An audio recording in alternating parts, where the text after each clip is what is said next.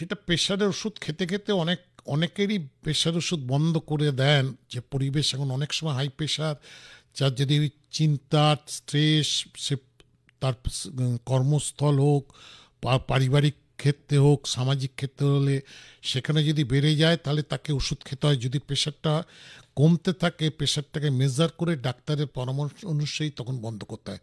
হঠাৎ করে আমি আজকে দেখলাম কম আছে বলে তাহলে প্রেশার ওষুধটা বন্ধ করবো নয়। প্রথম ২ নম্বর কথা হচ্ছে, প্রেশার ওষুধ সকালে যদি আমি ৮টার সময় খাই, ১০টার সময় খেলে কিন্তু প্রেশারটাকে কম দেখবো, সেইটা নিয়ে আমায় ডিসিশন দিলে হবে না। আমাকে ডিসিশন নিতে হবে সন্ধেবেলাটা দেখতে, প্রেশারের ওষুধ খাওয়ার পর। যেমন আমি এখন যদি কিছু খাবার খাই, আমার সেই প্রিয় খাবারটা ১ ঘন্টা বাদে দিলে আমি খেতে পারবো না, কিন্তু ৮ ঘন্টা ৯ ঘন্টা বাদে দিলে আমি খেতে পারবো। সুতরাং প্রেশারের ওষুধ থেকে ২ ঘন্টা বাদেই প্রেশারটা আমার কমে গেছে সেই জাজমেন্টটা করাটা উচিত নয়, এবং সেটাই ভুল জাজমেন্ট হওয়ার জন্য অনেকেই ওষুধ বন্ধ করেন, তার রিবাউন্ড এফেক্টে প্রেশারটা বেড়ে গিয়ে স্ট্রোক হওয়ার প্রবণতাটা বাড়ে।